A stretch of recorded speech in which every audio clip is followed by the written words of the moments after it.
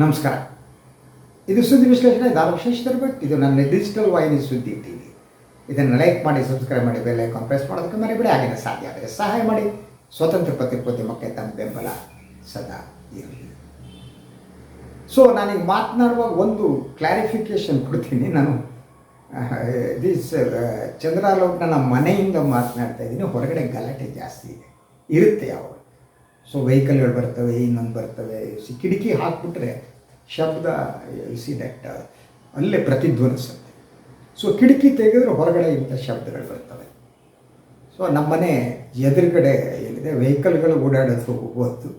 ಅದ್ರ ಜೊತೆಗೆ ಜನ ಕೂಗಾಡ್ತಾ ಹೋಗ್ತಾರೆ. ತರಕಾರಿಯವ್ರು ಬರ್ತಾರೆ, ಅವ್ರು ಕೂಗ್ತಾರೆ, ಇನ್ಯಾರೋ ಬರ್ತಾರೆ. ಸೊ ಅಂಥ ಶಬ್ದ ಮಾಲಿನ್ಯ ನಮ್ಮ ಚಂದ್ರಲೇಔಟ್ನ ನಮ್ಮ ಮನೆಯಲ್ಲಿ ಇದೆ. ಆದ್ದರಿಂದ ಆವಾಗ ಸ್ವಲ್ಪ ಶಬ್ದ ಕೇಳಬಹುದು. ಅದನ್ನು ತಾವು ಸಹಿಸಿಕೊಳ್ಳಿ. ನನಗೆ ಬೇರೆ ದಾರಿ ಇಲ್ಲ. ಕಿಟಕಿಯನ್ನು ಹಾಕಿ ನಾನು ಮಾಡಲಾರೆ. ಸೊ ನಾನು ಇವತ್ತು ಹಲವು ವಿಚಾರಗಳ ಕುರಿತು ತಮ್ಮ ಜೊತೆ ಮಾತನಾಡಬೇಕು, ಹಂಚ್ಕೋಬೇಕು. ಸೊ ತಮ್ಮ ಹಂಚಿಕೊಂಡ್ರೆ ನನಗೆ ಸಮಾಧಾನ, ಸಂತೋಷ. ನಾನು ಒಳಗಿರುವುದನ್ನು ಹಂಚ್ಕೊಳ್ಳೋದಿರುತ್ತಲ್ಲ, ಅದು ನನಗೆ ಭಾಳ ಖುಷಿ ಕೊಡೋ ಅಂತಹದ್ದು ಅಂತ. ಸೊ ಇವತ್ತು ನಾನು ಮೊದಲನೇದಾಗಿ ಮಾತನಾಡೋಕ್ಕೆ ಹೊರಟಿರುವುದು ಬಿ ಸರೋಜಾದೇವಿಯವರ ಬಗ್ಗೆ. ಅವರ ಪಾರ್ಥಿವ ಶರೀರದ ಅಂತ್ಯಕ್ರಿಯೆ ಇವತ್ತು ಚನ್ನಪಟ್ಟಣದ ಅವರ ಔಟ್ಡೋರ್ನಲ್ಲಿ ನಡೆಯಿತು. ನಾನು ಕುಳಿತು ಯೋಚನೆ ಮಾಡ್ತಾಯಿದ್ದೆ ಸರೋಜಾದೇವಿಯವರ ಬಗ್ಗೆ. ಅವರ ಹಲವಾರು ಸಿನಿಮಾಗಳನ್ನು ನಾನು ನೋಡಿದ್ದೇನೆ. ಅದು ಲೆಕ್ಕ ಇಡುವುದು ಕಷ್ಟ. ಆದರೆ ಆ ಸಿನಿಮಾ ನನ್ನ ಮೇಲೆ ಬೀರಿದ ಪ್ರಭಾವ ನನಗೆ ಸದಾ ನೆನಪಿದೆ. ಕಿತ್ತೂರು ಚೆನ್ನಮ್ಮ ನನಗನ್ನಿಸುವಾಗಿ ನಾನು ಮೊದಲು ನೋಡಿದ ಸರೋಜಾದೇವಿಯವರ ಸಿನಿಮಾ ಇರಬಹುದೇನೋ ಅಂತ. ಅದು ನನಗೆ ಖುಷಿ ಕೊಟ್ಟಿದೆ. ಅದಕ್ಕಿಂತ ನನಗೆ ಬಹಳ ಮುಖ್ಯವಾದ್ದೇನು ಗೊತ್ತಾ, ಸರೋಜಾದೇವಿಯವರ ಮಾತನಾಡುವ ಕಣ್ಣುಗಳು ಅಂತ. ಅವರು ತಮ್ಮ ಭಾವವನ್ನು ಕಣ್ಣಿನ ಮೂಲಕ ಮಾತ್ರ ವ್ಯಕ್ತಪಡಿಸ್ತಾ ಇದ್ದರು. ಅವ್ರಿಗೆ ಬೇರೆ ಬೇಕಾಗಿರಲಿಲ್ಲ. ಒಬ್ಬ ನಾಯಕ ನಟನೊಬ್ಬ ಒಂದು ಡೈಲಾಗ್ ಪ್ರೆಸೆಂಟ್ ಮಾಡಿದರೆ ಅದಕ್ಕೆ ಸರೋಜಾದೇವಿಯವರು ನೀಡುತ್ತಿದ್ದ ಪ್ರತಿಕ್ರಿಯೆ ಅವರ ಕಣ್ಣುಗಳಲ್ಲೇ ಮಾತು ಬೇಕಾಗಿರಲಿಲ್ಲ. ಸೊ ಮನುಷ್ಯನ ಅಂಗದಲ್ಲಿ ದಟ್ ಎಂದೂ ಕೂಡ ಸುಳ್ಳು ಹೇಳದಿರುವ ಅಂಗ ಕಣ್ಣು ಅಂತಾರೆ. ಕಣ್ಣು ಹಾಗೇನೆ. ಕಣ್ಣಿನ ಆ ನೋಟ ಇದೆಯಲ್ಲ, ಅದು ಎಲ್ಲ ಭಾವಗಳನ್ನು ಸ್ಫುರಿಸಬಲ್ಲದು ಅಂತ. ಸರೋಜಾದೇವಿ ಅಂತಹ ನಟಿಯಾಗಿದ್ದರು. ಆ ಕಾರಣಕ್ಕಾಗಿ ಅವರು ಪಂಚಭಾಷಾ ನಟಿಯೋ ಇನ್ನೊಂದೋ ಮತ್ತೊಂದು ಏನೋ ಹೇಳಿ ಅದಕ್ಕೆ ಮೀರಿದ್ದು ಒಬ್ಬ ನಾಯಕ ನಟಿಯಾದವಳು 140ಕ್ಕೂ ಹೆಚ್ಚು ಸಿನಿಮಾಗಳಲ್ಲಿ ನಾಯಕಿಯಾಗಿರೋದು ಇದೆಯಲ್ಲ, ದಟ್ ಇಸ್ ದ ಗ್ರೇಟೆಸ್ಟ್. ಸಾಧಾರಣವಾಗಿ 10, 20, 30, 50 ಸಿನಿಮಾಗಳಲ್ಲಿ ನಟಿಯಾಗಿರ್ಬೋದು. ಅಷ್ಟೊತ್ತಿಗೆ ಅವರು ಮರೆಯಾಗ್ಬಿಡ್ತಾರೆ. ಆದರೆ ಅವರು ಹಾಗಾಗಿ ಇರಲಿಲ್ಲ. ಅದರ ಜೊತೆಗೆ ಸರೋಜಾದೇವಿ ಅಂದರೆ ಒಂದು ರೀತಿಯ ಗೌರವ ಎಲ್ಲ ತಮಿಳು ಚಿತ್ರರಂಗ, ತೆಲುಗು ಚಿತ್ರರಂಗ. ಯಾಕಂದರೆ ತಮಿಳು ತೆಲುಗಿನ ಮಂದಿರ ಮಹಾನ್ ನಟರ ಜೊತೆ ಶಿವಾಜಿ ಗಣೇಶನ್ ಅವ್ರ ಜೊತೆ ನಟಿಸಿದ್ರು, NTR ಜೊತೆ, ರಾಜ್ಕುಮಾರ್ ಜೊತೆ. ಒಂದು ಎರಡು ಸಾಲದು ಹಬ್ಬ. ಸೊ ಅವರ ಅಭಿನಯ ನೋಡಿ ಸಂತೋಷಪಟ್ಟಿದ್ದೇನೆ. ಅದರ ಜೊತೆ ನಾವು ಅವರ ಜೊತೆಗೆ ಒಂದು ವೈಯಕ್ತಿಕವಾದ ಒಂದು ಸಂಪರ್ಕ ಇತ್ತು ಅಂತ ಹೇಳ್ಬೇಕು. ನಮಗೆಲ್ಲ ಇಂಥ ದೊಡ್ಡವರು ಗೊತ್ತಿರ್ತಾರೆ. ಆ ಥರ ದೊಡ್ಡವರಿಗೆ ನಾವು ಗೊತ್ತಿರ್ತೀವೋ ಇಲ್ವೋ ಅನ್ನೋದು ಮುಖ್ಯ ಅಲ್ಲ. ಸೊ ನನಗೆ ಅನಿಸುತ್ತೆ 2005 ಹೊತ್ತು ಅಂತ ಕಾಣುತ್ತೆ. ಆ ಕಾರಣ ನಮ್ಮ Suvarna that entertainment channel, GEC channel ಪ್ರಾರಂಭ ಆಗಿತ್ತು. ಆಗ ಒಂದು ದಿನ ಸರೋಜಾದೇವಿ ನನಗೆ ಫೋನ್ ಮಾಡಿ ದಟ್ ತಮ್ಮ ಪತಿಯ ಹೆಸರಿನಲ್ಲಿ, ಯಜಮಾನರ ಹೆಸರಿನಲ್ಲಿ ಏನೋ ನೆನಪುಳಿಯುವಂತೆ ಏನಾದರೂ ಮಾಡಬೇಕು, ಒಂದು ಸಲಹೆ ಕೊಡಿ ಅಂತಾದರೂ ಸರೋಜಾದೇವಿ. ನಾನು ಹೇಳಿದ ಅವ್ರ ಹೆಸರಿನಲ್ಲಿ ಏನಾದರೂ ಒಂದು ದತ್ತಿ ನಿಧಿ ಇನ್ನೇನಾದರೂ ಇಡಿ. ವರ್ಷಕ್ಕೊಮ್ಮೆ ಅವರ ನೀವೇನು ಹಣ ಇಡ್ತಿರಲ್ಲ, ಹಣದಲ್ಲಿ ಪ್ರಶಸ್ತಿಯನ್ನು ಕೊಡುವಂತಾಗಲಿ, ನೆನಪು ಮಾಡ್ಕೋತಾರೆ. ನನಗನ್ಸೋದು ನೀವೆಲ್ಲ ಯೂನಿವರ್ಸಿಟಿಯಲ್ಲಿ ಇಲ್ಲಿ ಮಾಡೋದು ಒಳ್ಳೆಯದು. ಯಾಕಂದರೆ ನೀವೊಂದು ಶಿಕ್ಷಣಕ್ಕೆ ಪ್ರೋತ್ಸಾಹ ಕೊಟ್ಟಾಗೂ ಆಗುತ್ತೆ. ಅದರ ಜೊತೆಗೆ ನಿಮ್ಮ ಹರ್ಷ ಅವರ ಪ್ರತಿಕ್ರಿಯೆ, ಅವರ ಹೆಸರು ಏನಿದೆ ಅದು ಉಳಿಯುತ್ತೆ ಅಂತ ಹೇಳಿದೆ. ಸೊ ಅದಾದಮೇಲೆ ಅವರು ಬಹುಮಟ್ಟಿಗೆ ಬೆಂಗಳೂರು ವಿಶ್ವವಿದ್ಯಾಲಯ ಅಂದ್ಕೊಂಡಿದ್ದೀನಿ, ಅಲ್ಲೊಂದು ದತ್ತಿ ನಿಧಿಯನ್ನು ಸ್ಥಾಪಿಸಿರಬೇಕು. ಅವ್ರ ಹೆಸರು ಒಂದು ಪ್ರಶಸ್ತಿ ವ್ಯವಸ್ಥೆ ಅಂತೂ ಮಾಡ್ತಿರೋದು ಎಲ್ಲಿ ಅನ್ನುವ ಸರಿಯಾದ ನೆನಪು ನನಗಿಲ್ಲ. ಅದರ ಜೊತೆಗೆ ಅವರ ಪತಿಯ ಹೋಟೆಲ್ ಕೂಡ ಇತ್ತು. ನೀವು ನಮ್ಮ ಇಂಡಿಯನ್ ಎಕ್ಸ್ಪ್ರೆಸ್ ಬೇಕಾಗಿರೋದ್ರೆ ಹರ್ಷ ಹೋಟೆಲ್ ಅಂತ ಇತ್ತು. ಅದು ಆ್ಯಕ್ಚುಲಿ ಸರೋಜಾದೇವಿಯವರ ಯಜಮಾನರ ಹೋಟೆಲ್ ಅಂತ ಹೇಳ್ತಾಯಿದ್ರು. ನಾವು ಆ ಹೋಟೆಲಿಗೂ ಹೋಗಿದ್ದೇನೆ. ಸೊ ಅದಾದ ಮೇಲೆ ಇನ್ನೊಂದು ಸಲ ಯಾವತ್ತೋ ಫೋನ್ ಮಾಡಿ ನನಗೆ ಥ್ಯಾಂಕ್ಸ್ ಹೇಳಿದರು ಸರೋಜಾದೇವಿ ಅಂತ ನೆನಪು. ನಾನೇನು ಅವ್ರನ್ನ ವೈಯಕ್ತಿಕವಾಗಿ ನಂತರ ಯಾವತ್ತೂ ಭೇಟಿ ಮಾಡಿಲ್ಲ. ಆದರೆ ಅವರ ಸಿನಿಮಾ ಯು ಸಿ ದಟ್ ನನ್ನ ಮೇಲೆ ಪರಿಣಾಮ ಬೀರಿ, ಸೊ ಅವರನ್ನು ಈ ಹೊತ್ತು ನಾನು ನೆನಪು ಮಾಡ್ಕೊತಾ ಇದ್ದೀನಿ. ಅವರ ಆತ್ಮಕ್ಕೆ ಶಾಂತಿ ಸಿಗಲಿ ಅದು ಇದು ಅಂತಾರೆ. ನನಗೆ ಆತ್ಮದಲ್ಲಿ ನನಗೆ ಗೊತ್ತಿದ್ದಿರೋ ವಿಚಾರದ ಬಗ್ಗೆ ನಾನು ಮಾತನಾಡೋದು. ನನಗೆ ಆತ್ಮ ಇದೆಯೋ ಇಲ್ವೋ ಗೊತ್ತಿಲ್ಲ, ಅದು ಎಷ್ಟು ಮಟ್ಟಿಗೆ ಸರಿನೋ ಗೊತ್ತಿಲ್ಲ. ಸೊ ಭಗವಂತನನ್ನು ಸೇರಲಿ ಅಂತಾರೆ. ಸೊ ಆಯಾ ಇದಕ್ಕೆ ಸರಿಯಾಗಿ ಎಲ್ಲಿ ವಾಸಿ, ಕೈಲಾಸ ವಾಸಿನ, ವೈಕುಂಠ ವಾಸಿನ, ಇನ್ನೊಂದು ರೀತಿ ಎಲ್ಲ ಮಾತನಾಡ್ತಾರೆ.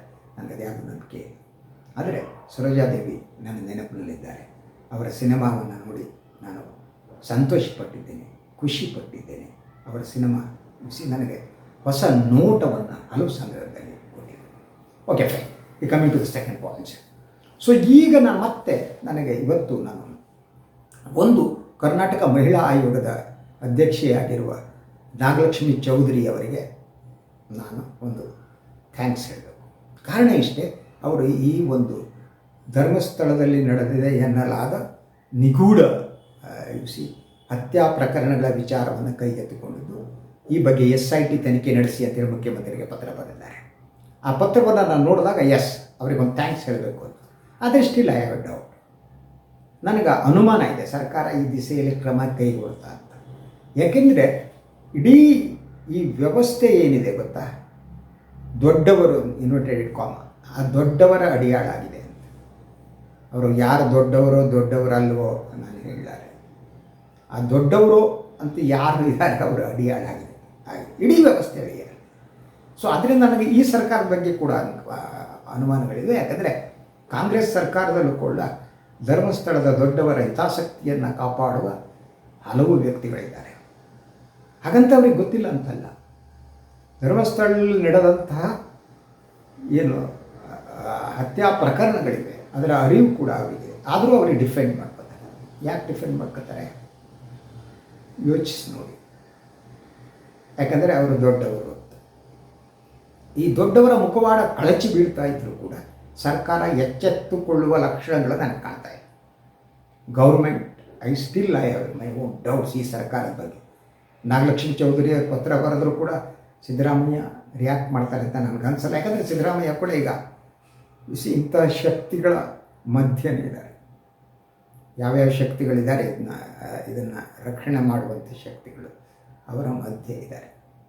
ಸೊ ಇಂಥ ಸಿಚುವೇಷನ್ನಲ್ಲಿ ಏನು ಮಾಡಬೇಕು ಅನ್ನೋದು, ಒಂದು ಯಾವ ಕುಟುಂಬದ ಮೇಲೆ ಈ ಆರೋಪ ಇದೆಯೋ ಆ ಕುಟುಂಬ ಈ ಆರೋಪದಿಂದ ಹೊರಗೆ ಬರಬೇಕು, ಇಲ್ಲದಿದ್ದರೆ ಅವ್ರಿಗೆ ಶಿಕ್ಷೆ ಆಗಬೇಕು. ಅದಕ್ಕೊಂದು ತನಿಖೆ ನಡೀಬೇಕು. ತನಿಖೆ ಅಂದರೆ ಈ ಸೌಜನ್ಯ ಪ್ರಕರಣದ ಏನಿದೆ ಅದರ ಬಗ್ಗೆ ಒಂದು ಮರು ತನಿಖೆ ಆಗಬೇಕು. ಅದರಂತೆ ಉಳಿದೆಲ್ಲ ಪ್ರಕರಣಗಳ ತನಿಖೆಗೆ ಒಂದು ವ್ಯವಸ್ಥೆ ಆಗಬೇಕು. ಇಂಡಿಪೆಂಡೆಂಟ್ ಎನ್ಕ್ವೈರಿ ಆಗಬೇಕು. ಅದು ಯಾವುದೋ ಒಂದು ನ್ಯಾಯಾಲಯದ ಅಡಿಯಲ್ಲಿ ಅವರ ನಿರ್ದೇಶನದಂತೆ ಅದು ನಡೆದರೆ ಸೂಕ್ತ ಅಂತ ನನಗನ್ಸುತ್ತೆ. ಸೊ ಇದನ್ನು ಸರ್ಕಾರ ಮಾಡಬೇಕಾದ್ದು ಸರ್ಕಾರದ ಕೆಲಸ, ಕರ್ತವ್ಯ. ನನಗೆ ಡೌಟ್ ಇದೆ. ಯಾಕೆಂದರೆ ಕರ್ನಾಟಕ ಸರ್ಕಾರದಲ್ಲೂ ಕೂಡ ಉಪಮುಖ್ಯಮಂತ್ರಿಗಳೇ ಈ ದೊಡ್ಡವರ ಅತಿ ದೊಡ್ಡ ಭಕ್ತರು. ಅವರ ರಕ್ಷಣೆಗೆ ಅವರು ಟೊಂಕ ಕಟ್ಟಿ ನಿಂತಿದ್ದಾರೆ. Is a very powerful man. ಉಪಮುಖ್ಯಮಂತ್ರಿಗಳು ಪವರ್ಫುಲ್ ಮ್ಯಾನ್, ಇನ್ನೊಬ್ಬ ಪವರ್ಫುಲ್ ಮ್ಯಾನ್ನ ರಕ್ಷಣೆಗೆ ನಿಂತಿದ್ದಾರೆ ಅವರು. ಆದ್ದರಿಂದ ಎಟ್ ಎನಿ ಕಾಸ್ಟ್ ಏನೇ ಆಗಲಿ ನಾನು ಅವ್ರನ್ನ ರಕ್ಷಣೆ ಮಾಡ್ತೀನಿ ಅನ್ನುವ ಮಾತನ್ನು ಅವ್ರು ಹೇಳಿದ್ದಾರೆ. ಅದರಿಂದ ಯಾವ ರೀತಿ ರಕ್ಷಣೆ ಮಾಡ್ತಾರೆ ಅಂತಂದರೆ ಒಂದು ಇಂಡಿಪೆಂಡೆಂಟ್ ಆದ ಎನ್ಕ್ವೈರಿ ನಡೆಯುವಂತೆ ಮಾಡ್ಬೋದು. ಆದರೆ ನಾನು ಈ ಒಂದು ಧರ್ಮಸ್ಥಳದ ಈ ಪ್ರಕರಣಕ್ಕೆ ಸಂಬಂಧಪಟ್ಟ ಹಾಗೆ ದೊಡ್ಡವರು ಅನ್ನಿಸಿಕೊಂಡವರಿಗೆ ನಾನು ಕೆಲವು ಮಾತನ್ನು ಹೇಳಬೇಕು. ಜನ ನಿಮ್ಮನ್ನು ಗೌರವಿಸಿದ್ದಾರೆ, ಜನ ನಿಮ್ಮನ್ನು ಪ್ರೀತಿಸಿದ್ದಾರೆ, ಜನ ನಿಮ್ಮ ಮಾತನ್ನು ಕೇಳಿದ್ದಾರೆ, ಎಲ್ಲವನ್ನು ಜನ ನಿಮಗೆ ಕೊಟ್ಟಿದ್ದಾರೆ. ಇಂಥ ಸ್ಥಿತಿಯಲ್ಲಿ ನಿಮಗೆ ಬೇಕಾಗಿರುವುದು ಪ್ರಾಮಾಣಿಕತೆ. ನೀವು ನಿಮ್ಮ ಇದುವರೆಗಿನ ಬದುಕನ್ನು ಪ್ರಶ್ನಿಸಬೇಕು. ನಿಮ್ಮ ಕುಟುಂಬದವರು ಏನಿದ್ದಾರೆ, ಯಾರ ಮೇಲೆ ಆರೋಪಗಳಿವೆ, ಆ ಆರೋಪ ನಿಜವೋ ಸುಳ್ಳೋ ಅನ್ನೋದು ನಿಮಗೆ ಗೊತ್ತಿದೆ. ನಿಮಗೆ ಗೊತ್ತಿಲ್ಲದೆ ಇದೆಲ್ಲ ನಡೆದಿದೆ ಅನ್ನೋದನ್ನು ನಾನು ನಂಬಲ್ಲ. ನಿಮಗೆ 100% ನಿಮಗೆ ಅದರ ಜ್ಞಾನ ಇದೆ, ಅರಿವಿದೆ, ಗೊತ್ತಿದೆ. ಆದರೆ ನೀವು ಅವರ ರಕ್ಷಣೆಗೆ ಟೊಂಕ ಕಟ್ಟಿ ನಿಂತಿದ್ದೀರಿ. ಯಾಕಂದರೆ ನಿಮ್ಮ ಕುಟುಂಬ ನಿಮ್ಮ ಕುಟುಂಬವನ್ನು ರಕ್ಷಿಸಬೇಕು ಅಂತ ಅನ್ನೋದು ನಿಮ್ಮ ಮೂಲ ಉದ್ದೇಶ. ಆದರೆ ಇಡೀ ಆ ಪ್ರದೇಶ ಒಂದೊಂದು ರೀತಿಯಲ್ಲಿ ರಿಪಬ್ಲಿಕ್ ಆಫ್ ಧರ್ಮಸ್ಥಳ ಅನ್ನುವ ರೀತಿ ಆಗಿದೆ. ರಿಪಬ್ಲಿಕ್ ಆಫ್ ಧರ್ಮಸ್ಥಳ ಅಲ್ಲಿ ಹಲವು ರೀತಿಯ, ಒಂದು ಕಡೆ ಈ ಹತ್ಯಾಕಾಂಡಗಳು, ಇನ್ನೊಂದು 400ಕ್ಕೋ 500ಕ್ಕೋ 600 ಹತ್ಯೆ ಅಂತ ಹೇಳಲಾಗ್ತಾ ಇದೆ. ಈ ಬಗ್ಗೆ ಯಾರು ಆ ಹೆಣಗಳನ್ನು ಹೂತು ಹಾಕಿದ್ದಾರೆ, ದಫನ್ ಮಾಡಿದ್ದಾರೆ, ಇನ್ನೇನು ಮಾಡಿದ್ದಾರೆ ಅವರ ಹೇಳಿಕೆ. ಈ ಬಗ್ಗೆ ಎನ್ಕ್ವೈರಿ ನೀಡಿ ಅದು ಎಷ್ಟು ಹೆಣಗಳು ಉರುಳಿವೆ ಧರ್ಮಸ್ಥಳದಲ್ಲಿ ಅನ್ನೋದಾಗಬೇಕು. ಅದರ ಜೊತೆಗೆ ಸುಮಾರು 90ರ ದಶಕದಿಂದ ಈಚೆಗೆ ಎಷ್ಟು ಇಂಥ ಪ್ರಕರಣಗಳೇ ನಡೆದು ಆ ಎಲ್ಲ ಪ್ರಕರಣಗಳ ತನಿಖೆ ನಡೆಯಬೇಕು. ಆ ತನಿಖೆಗೆ ವ್ಯವಸ್ಥೆ, ಪ್ರತಿ ಪ್ರಕರಣದ ತನಿಖೆ ಮುಚ್ಚಾಕಿರೋದು ಎಲ್ಲವನ್ನು. ಅದರ ಜೊತೆಗೆ ಸಾರ್ವಜನಿಕರದ್ದು ಒಂದು ಜವಾಬ್ದಾರಿ ಇದೀಗ. ಸಾರ್ವಜನಿಕರು ಯಾರಾದರೂ ಧರ್ಮಸ್ಥಳದಲ್ಲಿ ನಾಪತ್ತೆಯಾಗಿ ಎಲ್ಲಿದ್ದಾರೆ ಅಂತ ಗೊತ್ತಾಗದಿದ್ದರೆ ಅಂತಹ ಪ್ರಕರಣಕ್ಕೆ ಸಂಬಂಧಪಟ್ಟ ಹಾಗೆ ಧರ್ಮಸ್ಥಳ ಅಥವಾ ಬೆಳ್ತಂಗಡಿ ಆ ಪೊಲೀಸ್ ಸ್ಟೇಷನ್ಗೆ ಹೋಗಿ ಅವರು ದೂರು ಸಲ್ಲಿಸಬೇಕು, ದೂರು ಕೊಡಬೇಕು. ಆ ದೂರುಗಳು ಪ್ರಕರಣಗಳಿಗೆ ಯಾವ್ಯಾವ ಇವೆ ಅದೆಲ್ಲವೂ ಕೂಡ FIR ಆಗಬೇಕು.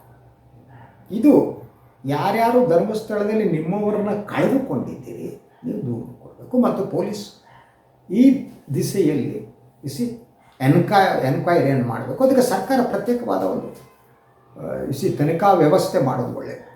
SIT ವಾಟೆವರ್ ಇಟ್ ಮೇ ಬಿ, ವಿಶೇಷ ತಂಡವನ್ನು ರಚಿಸಿ ಎಲ್ಲವನ್ನು ಬಿಟ್ಟು ತನಿಖೆಗೆ ವ್ಯವಸ್ಥೆ ಮಾಡಬೇಕು. ಸೊ ಸಾರ್ವಜನಿಕರು ಮಾಡಬೇಕು. ಅದ್ರ ಜೊತೆಗೆ ಇದರ ಜೊತೆಗೆ ಬೇರೆ ಬೇರೆ ದೂರುಗಳು ಕೂಡ ಇವೆ. ಧರ್ಮಸ್ಥಳದಲ್ಲಿ ಏನು ಫೈನಾನ್ಸಿಂಗ್ ಏನಿದೆ ಇದರ ಹೆಸರಿನಲ್ಲಿ ಬಡ್ಡಿ, ಚಕ್ರಬಡ್ಡಿ, ಚಕ್ರ ಬಡ್ಡಿ ಇಂಥ ನಡೆಯೋ ದೂರುಗಳಿವೆ. ಪ್ರತಿ ವಾರ ವಸೂಲಿಗೆ ಹೋಗಿ ಯಾರು ಅಸಹಾಯಕರಾಗಿ ಸಾಲ ತಗೊಂಡಿದ್ದಾರೆ ಅವರ ಮೇಲೆ ದೌರ್ಜನ್ಯ ನಡೆಸಿದಂಥ ಆರೋಪಗಳಿವೆ. ಈ ಎಲ್ಲ ಪ್ರಕರಣಗಳ ಬಗ್ಗೆ ಕೂಡ ತನಿಖೆ ಆಗಬೇಕು. ಯಾರ್ಯಾರು ಸರ್ಕಾರ ಜವಾಬ್ದಾರಿ, ಸಿದ್ದರಾಮಯ್ಯನ ಜವಾಬ್ದಾರಿ ಮಾಡಬೇಕು. ಯಾಕಂದರೆ ಅವರ ಈ ಫೈನಾನ್ಸಿಂಗ್ ಅನ್ನೋದು ಅದು ಇನ್ನೂ ದೊಡ್ಡದು. ಒಂದು ಕಡೆ ಹತ್ಯಾಗಳು, ಇನ್ನೊಂದು ಕಡೆ ಫೈನಾನ್ಸಿಂಗು, ಅದಕ್ಕಾಗಿ ಹಣ ವಸೂಲಿಗಾಗಿ ಹೋಗಿ ದೌರ್ಜನ್ಯ ನಡೆಸಿದ್ದು, ಹೊಡೆದದ್ದು, ಇಂಥ ಪ್ರಕರಣಗಳಿದ್ದಾವೆ. ಆ ಪ್ರಕರಣಗಳ ದೂರು ಕೊಡುವ ವ್ಯವಸ್ಥೆ ಆಗಬೇಕು. ಇಡೀ ರಿಪಬ್ಲಿಕ್ ಆಫ್ ಧರ್ಮಸ್ಥಳದಲ್ಲಿ ಯಾವ್ಯಾವ ಇಂತಹ ಘಟನೆಗಳಿವೆ ಅದೆಲ್ಲವನ್ನು ಕ್ರೋಢೀಕರಿಸಿ ಅದನ್ನ ಎನ್ಕ್ವೈರಿ ಮಾಡುವ ವ್ಯವಸ್ಥೆ ಮಾಡಬೇಕು. ಅದರ ಜೊತೆಗೆ ಇದುವರೆಗೆ ಈ ವಿಚಾರದಲ್ಲಿ ಮೌನವಾಗಿ ಇದ್ದವರು ಅಲ್ಲಿನ ಧರ್ಮಾಧಿಕಾರಿಗಳು. ಅವರು ಇದುವರೆಗೆ ಡಿಫೆಂಡ್ ಮಾಡ್ತಾ ಬಂದಿದ್ರು, ಇಲ್ಲೇನೂ ನಡೆದಿಲ್ಲ, ರಾಜಕೀಯ ಕಾರಣಕ್ಕಾಗಿ ದ್ವೇಷಪೂರಿತವಾಗಿ ನಮ್ಮ ವಿರುದ್ಧ ಇದನ್ನು ಮಾಡ್ತಾ ಇದ್ದಾರೆ ಅಂತ. ಈಗ ಒಂದು ಸಾಕ್ಷ್ಯ ಅನ್ನೋದು ಸಿಕ್ಕಂಥ ಈ ಸಂದರ್ಭದಲ್ಲಿ ಅವರ ಹೇಳಿಕೆ ಸುಳ್ಳು ಅಥವಾ ಸತ್ಯಕ್ಕೆ ದೂರವಾದದ್ದು ಅಂತ ಗೊತ್ತಾಗ್ತದೆ. ಈ ಸಿಚುವೇಶನ್ನಲ್ಲಿ ಅವ್ರ ಮೇಲಿರುವ ಜವಾಬ್ದಾರಿ ಏನು, ಅದರ ಬಗ್ಗೆ ನಾನು ಮಾತನಾಡಬೇಕು ಅಂದ್ಕೊಂಡಿದ್ದೆ. ಅವರನ್ನು ನಾನು ಈ ಮೊದಲು ಹೇಳಿದಾಗ ಜನ ಪ್ರೀತಿಸಿದ್ದಾರೆ, ಗೌರವಿಸಿದ್ದಾರೆ, ನ್ಯಾಯದಾನಕ್ಕಾಗಿ ಅವರ ಕಾಲ ಬಳಿ ಕೂತಿದ್ದಾರೆ, ನ್ಯಾಯದಾನವನ್ನು ಕೇಳಿದ್ದಾರೆ. ಇಂತಹ ಒಬ್ಬ ವ್ಯಕ್ತಿಯ ಈಗಿನ ಜವಾಬ್ದಾರಿಗಳೇನು?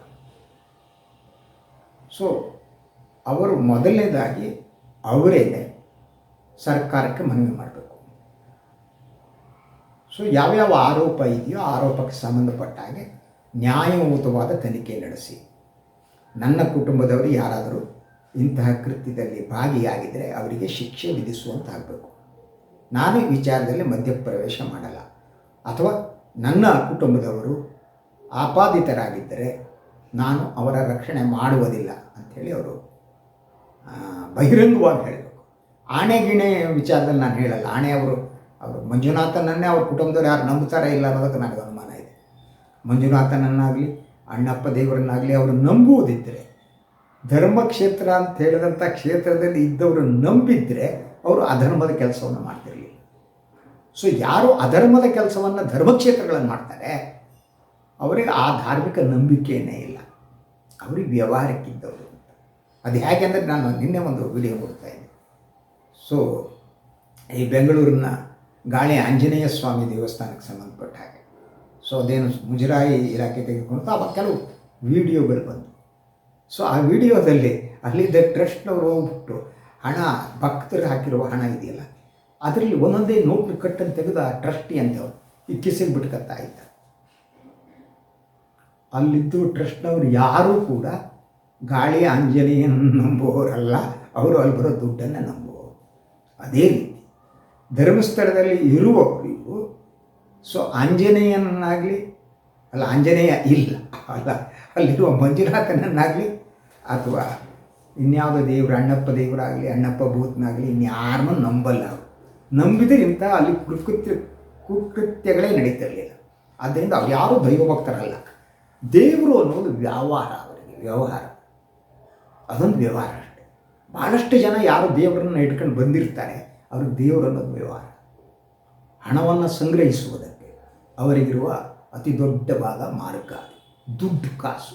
ಅದಕ್ಕೆ ನಾಟಕಗಳನ್ನ ಮಾಡ್ತಾರೆ, ಅದಕ್ಕೆ ಬೇಕಾದಂಥ ಡ್ರೆಸ್ಗಳನ್ನು ಹಾಕ್ತಾರೆ. ನಾವು ಈ ರಾಜಕಾರಣಿಗಳ ಈ ಛದ್ಮವೇಷದ ಬಗ್ಗೆ ನಮ್ಗೆ ಹೇಳ್ತಾ ಇದ್ದೆ. ದಿನಕ್ಕೆ 10 ಬಾರಿ ಹೇಗೆ ರಾಜಕಾರಣಿಗಳು ತಮ್ಮ ಪೋಷಾಕನ್ನು ಬದಲಿಸಿ ಛದ್ಮವೇಷದಂಗೆ ಮಾಡ್ತಾರೆ, ಪ್ರಧಾನಿಗಳ ಬಗ್ಗೆನೇ ಹೇಳಿದ್ದೆ ನಾನು. ಅದೇ ರೀತಿ ಇವರು ಕೂಡ. ಸೊ ಅದಕ್ಕೆ ಹೋಗಬೇಕಾದ್ರೆ ಯಾವ್ಯಾವ ಸಂದರ್ಭದಲ್ಲಿ ಯಾವ ಬಟ್ಟೆ ಹಾಕ್ಕೋಬೇಕು, ಪಂಚೆನೇ ಉಟ್ಕೋಬೇಕು, ತಲೆ ಮೇಲೆ ಮುಂಡಾಸೋ ಇನ್ನೊಂದಿರಬೇಕು, ಹೀಗೆ ಇರಬೇಕು. ಹಾಗಂದರೆ ಇಂಥ ಆಚರಣೆಗಳು ಜನರನ್ನು ಮೂರ್ಖರನ್ನಾಗಿ ಮಾಡುವುದಕ್ಕೆ ಇದೆಲ್ಲ ಅಸ್ತ್ರಗಳು, ದಾರಿಗಳು ಅಂತ. ಇಂತಹ ದಾರಿಗಳನ್ನು ಅನುಸರಿಸ್ತಾ ಇವರೆಲ್ಲ ಧರ್ಮವನ್ನು ವ್ಯಾಪಾರಕ್ಕೆ ಇಟ್ಟವರು. ಲಾಭಕ್ಕಾಗಿ ಧರ್ಮವನ್ನೇ ಮಾರಾಟ ಮಾಡಿ, ದೇವರನ್ನೇ ಮಾರಾಟ ಮಾಡ್ತಾರೆ. ಇದು ದೇವರನ್ನು ಮಾರಾಟ ಮಾಡುವ ಕೆಲಸವೇ. ಜನರ ನಂಬಿಕೆ ಇದೆಯಲ್ಲ, ಆ ಜನರ ನಂಬಿಕೆಯನ್ನು ದುರುಪಯೋಗಪಡಿಸ್ಕೊಂಡು ಧರ್ಮವನ್ನು ಮಾರಾಟ ಮಾಡೋದು, ಸೇಲ್ ಮಾಡೋದು. ಇಂತಹ ಕೃತ್ಯಗಳು ಬಹುತೇಕ ಇಂಥ ಕ್ಷೇತ್ರಗಳು ನಡೀತವೆ. ಅದಕ್ಕೆ ನಾನು ಗಾಳಿ ಆಂಜನೇಯ ಸ್ವಾಮಿ ಉದಾಹರಣೆ ಕೊಟ್ಟೆ. ಅದಕ್ಕೆ ಬಹುತೇಕ ಧರ್ಮಕ್ಷೇತ್ರಗಳು ಅಂತ ಹೇಳಿದ್ರೆ ವ್ಯತ್ಯಾಸನೇ ಇಲ್ಲ, ಅಂಥ ಸ್ಥಿತಿ ಬಂದಿದೆ. ಸೊ ಅದರ ಜೊತೆಗೆ ಇವರಿಗೆ ನಂಬಿಕೆ ಇಲ್ಲ ಅನ್ನೋದಕ್ಕೆ ಕಾರಣ ಇದೆ. ಯಾಕಂದ್ರೆ ಅವ್ರು ಜೈನರಲ್ವ, ಅವರಿಗೆ ಬೇರೆ ತೀರ್ಥಂಕರರು ನಂಬ್ತಾರೆ. ಇಲ್ಲಿ ಯಾಕೆ ನಂಬ್ತಾರೆ? ಇವರಷ್ಟೇ ಆಡಳಿತಾಧಿಕಾರಿಗಳು. ಅದನ್ನು ಆಡಳಿತ ಮಾಡಬೇಕಾದ್ರೆ ಆಡಳಿತದ ಎಲ್ಲ ದೋಷಗಳು ಇನ್ನೊಂದಿರ್ತವೆ, ಅದನ್ನು ಬಳಸ್ಕೊಂಡು ಅವರು ಇರುವಂಥದ್ದು ಆ ಕೃತ್ಯ ನಡೀತದೆ. ಆದ್ದರಿಂದ ಸೊ ಅವರು ಮಾಡಬೇಕಾದ್ದೇನು ಅಂದರೆ, ಈಗ ಅವರೇ ಘೋಷಣೆ ಮಾಡಲಿ, ದೊಡ್ಡವರಾಗಲಿ. ಅವರಿಗೆ ದೊಡ್ಡವರು ಅಂತಾರೆ, ಅವರು ದೊಡ್ಡವರು ಆಗಬೇಕು, ನಮಗೇನು ಆಕ್ಷೇಪ ಇಲ್ಲ. ಅವರು ದೊಡ್ಡವರಾಗಬೇಕಾದ್ರೆ ಅವರು ಘೋಷಣೆ ಮಾಡಬೇಕು, ಏನೇನು ಆರೋಪ ಬಂದಿದೆ ಆ ಆರೋಪ ಬಗ್ಗೆ ಸರ್ಕಾರ ನಿಷ್ಪಕ್ಷಪಾತವಾದ ತನಿಖೆ ನಡೆಸಲಿ, ನಾವು ಸಹಕರಿಸ್ತೀವಿ. ನನ್ನ ಕುಟುಂಬದಲ್ಲಿ ಯಾರು ಅಂತ ಮಾಡಿದರೆ ಅವರ ಕುಂಡೆ ಮೇಲೆ ಒಂದು ಒದ್ದು ಪೊಲೀಸ್ ಸ್ಟೇಷನ್ಗೆ ಕಳಿಸ್ತೀನಿ ಅನ್ನುವ ದಾಷ್ಟ್ಯವನ್ನು ಅವ್ರು ಪ್ರಕಟಿಸಬೇಕು. ಹಾಗೆ ಮಾಡಿದರೆ ಅವರಿಗೆ ಗೌರವ ಜಾಸ್ತಿ ಆಗುತ್ತೆ, ದೊಡ್ಡವರಾಗ್ತಾರೆ. ಅದರ ಜೊತೆಗೆ ಆ ಕುಟುಂಬ ಆಪಾದಿತ ಕುಟುಂಬವಾಗಿರುವುದರಿಂದ ಅವರನ್ನು ಈ ಸಾರ್ವಜನಿಕ ಕಾರ್ಯಕ್ರಮಗಳಿಗಾಗಲಿ ಇನ್ನೊಂದಕ್ಕಾಗಲಿ ಅವರನ್ನು ಕರಿಕೊಂಡು, ಅವರು ಆರೋಪ ಮುಕ್ತರಾಗುವವರೆಗೆ ಯಾವುದೇ ಕಾರ್ಯಕ್ರಮಗಳಿಗೆ ಅವರನ್ನು ಕರಿಕೊಂಡು. ಸೊ ಯಾಕೆಂದರೆ ಅದರ ಜೊತೆಗೆ ಅವರು ಒಂದು ಸ್ವಯಂ ನಿರ್ಬಂಧವನ್ನು ಅವರೇ ಹೇರ್ಕೋಬೇಕು. ನನ್ನ ಕುಟುಂಬ ಈ ಆರೋಪದಿಂದ ಹೊರಗೆ ಬರೋವರೆಗೆ ನಾನು ರಾಜ್ಯಸಭೆಗೆ ಕೂಡ ಹೋಗಲ್ಲ, ಯಾವುದೇ ಕಾರ್ಯಕ್ರಮದಲ್ಲಿ ಭಾಗವಹಿಸಲ್ಲ. ಸತ್ಯ ಹೊರಗೆ ಬಂದ ಮೇಲೆ ನಾನು ನಿಷ್ಕಳಂಕ ವ್ಯಕ್ತಿಯಾಗಿ ಬಂದು ಮಾತನಾಡ್ತೇನೆ ಅಂತ. ಆದರೆ ನಾನು ಇವತ್ತು ನನಗಿನ್ನೊಂದು ತಮಾಷೆ, ಯಾರ್ದು ಒಂದು ಕಾರ್ಯಕ್ರಮದ ಆಹ್ವಾನವನ್ನು ನೋಡ್ತಿದ್ದೆವು ಪತ್ರಕರ್ತರು. ಯಾವುದೋ ಪುಸ್ತಕ ಬಿಡುಗಡೆ ಸಮಾರಂಭ, ದೊಡ್ಡ ಪತ್ರಕರ್ತರು, ನನ್ನಾಗಿ ಸಣ್ಣ ಪತ್ರಕರ್ತರು. ಸೊ ಅವರು ಎಷ್ಟೋ ಪುಸ್ತಕಗಳ ಬಿಡುಗಡೆ, ಆ ಪುಸ್ತಕ ಬಿಡುಗಡೆ ಆಹ್ವಾನ ನೋಡ್ತೀನಿ. ಹತ್ತರ್ಕಿ ವೀರೇಂದ್ರ ಹೆಗಡೆಯವರೇ ಅಲ್ಲಿ ಮೇನ್. ನಾವು ಪತ್ರಕರ್ತರಾದವರಿಗಾದರೂ ಒಂದಿರಬೇಕಲ್ವ. ಈಗ ಆರೋಪಿತರಾಗಿದ್ದಾರೆ, ಇಂಥ ಸುದ್ದಿಗಳು ಬರುತ್ತೆ. ಇಂಥ ಸ್ಥಿತಿಯಲ್ಲಿ ನಾವು ಇಂತಹ ಆರೋಪಿತ ಆಪಾದನೆಗೆ ಒಳಗಾದ ವ್ಯಕ್ತಿಯನ್ನು ಕರಿಬಾರ್ದು ಅಂತ ಅನ್ನಿಸ್ಬೇಕು. ಪುಸ್ತಕದ ಬಿಡುಗಡೆಗೆ ಕರೀತಾ ಇದ್ದಾರೆ. ಸೊ ಅದು ಕನ್ನಡದ ದಿನಪತ್ರಿಕೆಯೊಂದರ ಸಂಪಾದಕರು ಮತ್ತು ಅವರ ಬಳಗದವರು ಅದನ್ನು ಇಟ್ಕೊಂಡಿದ್ದು. ಸೊ ಅಂದರೆ ವಾಟ್ ಇಟ್ ಶೋಸ್, ಮಾಧ್ಯಮದವರೇ ಇವರ ರಕ್ಷಣೆಗೆ ನಿಂತಿದ್ದಾರೆ. ಅಂದರೆ ಈ ದೊಡ್ಡವರು ಅಂತ ಕ್ಲೇಮ್ ಮಾಡಿದವರು ದೊಡ್ಡವರಾಗೋದಕ್ಕೆ ಯತ್ನನೇ ಮಾಡಲ್ಲ, ಅವರು ಸಣ್ಣವರಾಗಿ ಕಾಣ್ತಾರೆ. ಈ ಸಂದರ್ಭದಲ್ಲಿ ಪವರ್ಫುಲ್ ರಾಜಕಾರಣಿಗಳು, ಮಾಧ್ಯಮಗಳು ಅವರ ಬೆಂಬಲಕ್ಕೆ ನಿಂತಿವೆ, ಅವರನ್ನು ಬೆಂಬಲಿಸ್ತಾರೆ. ಹಾಗಿದ್ರೆ ಅವ್ರಿಗೆ ಯಾರಿಗೂ ಗೊತ್ತೇ ಇಲ್ವ ಇದು ನಡೆದಿರ್ಬೋದು ಅಂತಲೂ ಅನಿಸಲ್ವ. ಸೊ ಇದು ನಡೆದಿರ್ಬೋದು ಅಲ್ಲ, ಈ 400ಕ್ಕಿಂತ ಹತ್ಯೆ ನಡೆದಿದೆ ಅಂತಾದರೆ, ಸೊ ಈ ಕುಟುಂಬದ ಯಾರ್ದೋ ಮೇಲೆ ಆರೋಪ ಇದೆ ಅಂತಾದರೆ ಆ ಕುಟುಂಬಕ್ಕೆ ಸಂಬಂಧಪಟ್ಟವ್ರನ್ನ ನಾವು ಒಂದು ಹಂತದವರೆಗೆ ದೂರದಲ್ಲಿಡಬೇಕು ಅಂತ ಒಂದು ಪತ್ರಿಕೋದ್ಯಮ ಮನಸ್ಸಾದರೂ ಕೆಲಸ ಮಾಡಬೇಕಲ್ವಾ. ಅವರು ವ್ಯಾಪಾರಸ್ಥರು. ಸೊ ಇವರು ಯಾರಿಗೂ ಕೂಡ ನನಗನಿಸುವ ಹಾಗೆ ಧರ್ಮಸ್ಥಳದಲ್ಲಿ ಇಂಥ ಘಟನೆ ನಡೆದಿದೆ ಅನ್ನೋ ಬಗ್ಗೆ ಸಂಶಯ ಇರೋಕ್ಕೆ ಸಾಧ್ಯನೇ ಇಲ್ಲ. ಹೆಣಗಳು ಉರುಳಿವೆ ಅನ್ನೋದು ಗೊತ್ತಿದೆ, ಯಾರ್ಯಾರ ಇನ್ವಾಲ್ವ್ಮೆಂಟ್ ಎಲ್ಲ ಗೊತ್ತಿದೆ. ಆದರೂ ಕೂಡ ಅವರೊಂದು ಭಾಗೀದಾರರಾಗುವುದಕ್ಕೆ ಇಷ್ಟಪಡ್ತಾರೆ.